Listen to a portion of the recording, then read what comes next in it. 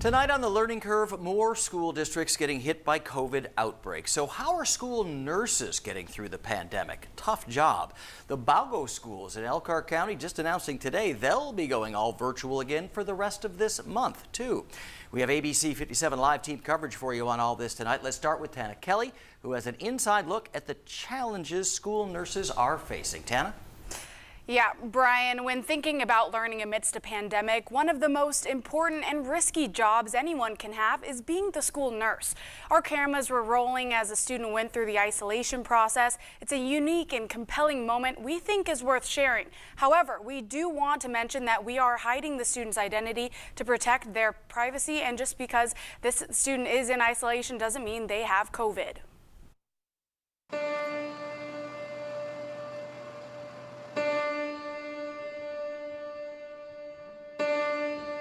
What if we do have a student that tests positive? What if we do have a student that comes in with a headache? Should these kids all be going home? Is this really just a stomach ache? Is this really just a headache? Or do you have something more going on?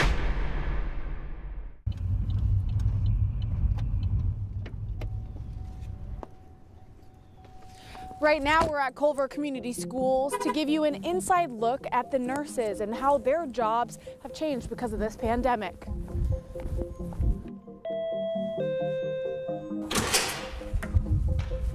Hi there.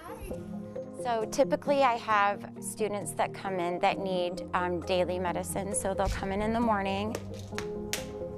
If a student comes in with a sore throat, last year you might have given them some medication or maybe a cough drop and then sent them back to class. Correct. How has that changed this year?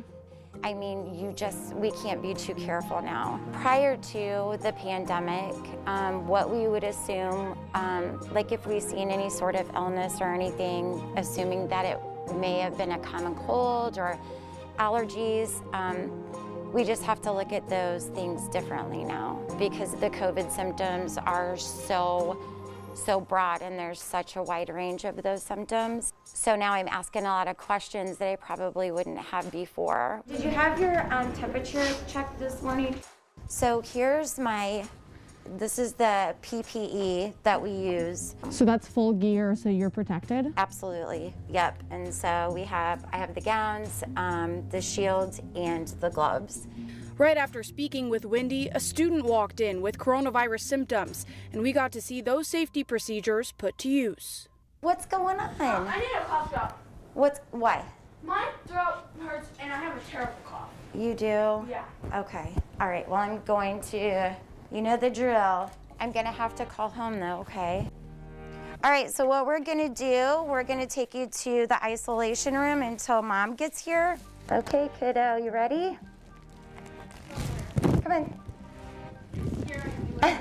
I'm not trying. I don't want to scare you at all. It's still me under here.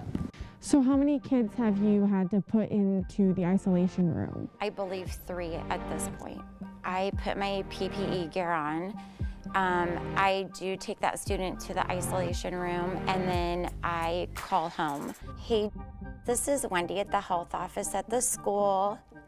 Hi, so I have here not feeling well, and she said that she has a very sore throat and a bad cough, and I will need, yeah. So is there someone that can maybe come and get her? Once I call home, I let the parent know to please come to our front office. There is a window there, wear a mask, and then at that point, you know, it's up to them. I would explain the protocols after that. If they have a fever, any symptoms, check with your doctor, go to the doctor, get checked out. It's different if they've been in close contact with someone that's had COVID.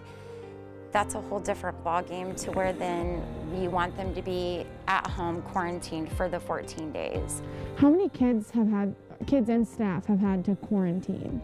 I don't have the numbers right now exactly. It has been over, I would say 20 at this point. Just to be safe kind of thing? Exactly. So right now the nurse has full PPE on. She's going to the isolation room where one student presented cough symptoms. Now, she just wants to be safe than sorry. We don't know if it's COVID-19, but that's why she put the student into the isolation room and is now bringing her stuff. Were you nervous coming in knowing that, yeah, you have all these procedures, but these students could be asymptomatic? Yeah, it's very scary. I mean, because you don't know, you're always, you know, thinking or trying to think at least 2 steps ahead. You know, what can I do to not only keep myself safe, but the student and other students safe? For these nurses, each day is relatively the same, except for the major challenge of not knowing whether a student who has a cough or a sore throat actually has the coronavirus. Now, these challenges aren't unique to Culver schools, but every district. So we headed to Baugo Community Schools to get more answers to our burning questions. We don't see the same symptoms as you see in adults. Sometimes they are, but they're usually much more mild. You see a lot of, you know, just general symptoms. I'm trying to use my best judgment when I see them.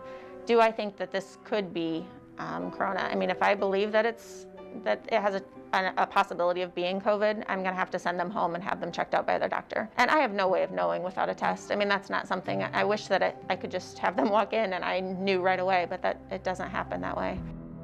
So let's say a kid walks in with a cough symptom or a sore throat. What are your next steps? Well, I'm gonna check them for fever. I'm gonna see if they've been, you know, do they have history of having allergies? Do they have history of, you know, having this cough this time of year? I mean, we're kind of trying to get the whole picture when they come in here.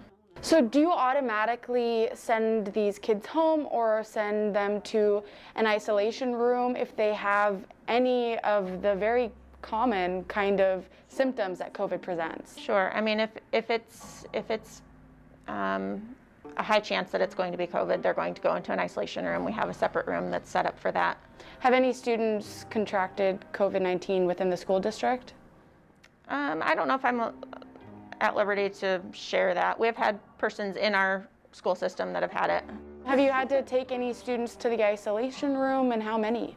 Well, sure. We take kids over there, and again, that might be just because my bed here is full and they need to lay down. It might be because they are showing symptoms and they need to go home.